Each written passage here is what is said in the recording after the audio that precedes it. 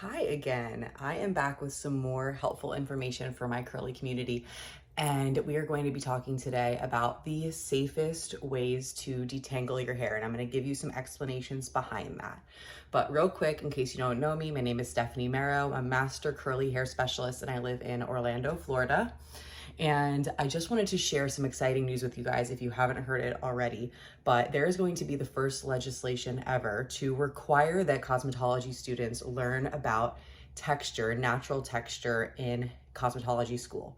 I'm not going to deep dive into this because truly, like with most things texture, I feel that this conversation mostly belongs to Black artists, Black hair professionals, and I want to redirect you to my friend Keya. I'm going to put her Instagram link in the description of this video because I know she's having conversations about this right now, and that is exactly where you should be and who you should be learning it from.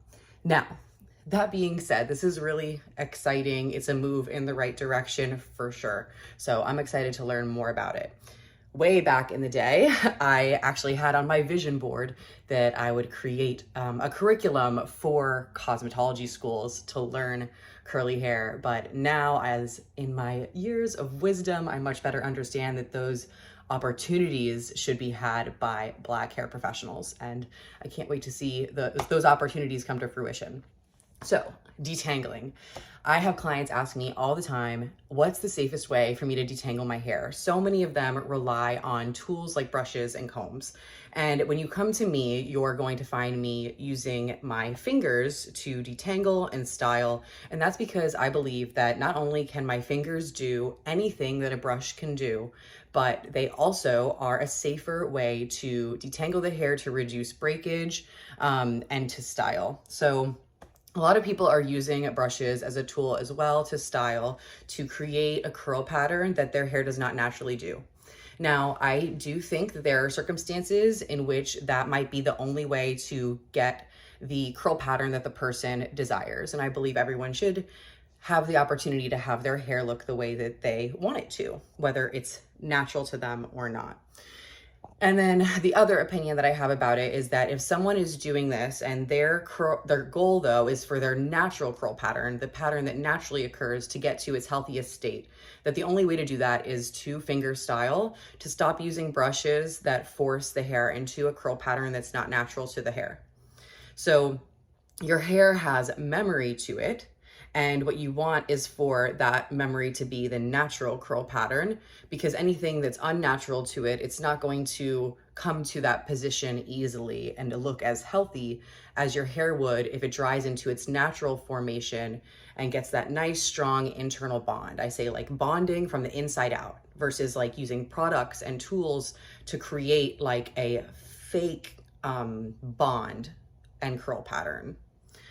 So I hope that makes sense, but finger styling is, I think the safest way. It also has so much versatility to it once you really learn a lot of ways that you can do it. I actually have a book called Cracking the Curl Code on Amazon, and in the ebook version, there are links to like YouTube videos that show my different finger styling techniques. You can also find those videos on my channel, but reading through the book and then reading about the different techniques is definitely the best way to learn without actually sitting in my chair. But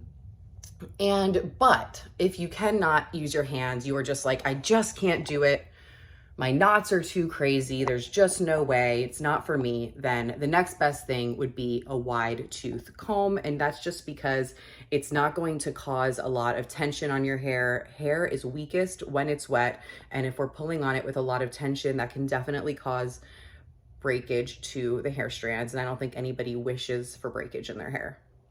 So I hope that is helpful for you to understand. Listen, if you can't let go of your styling brushes, I think that some hair types can handle it if their hair is really healthy. I do see that it can cause damage to hair that is already compromised, aka already a bit damaged. So just consider that when you're making those choices, and I hope you can learn some styling techniques from my channel. Anyway, guys, it's good to be back. It's a bit of a reemergence for those of you who've been watching my channel forever. I took a really long break. You know that I also took a break from the salon, from taking new clients to take care of my little baby son, and I am back. and excited to be here. So check out the description of this video for some more useful links, and I'll talk to you guys soon.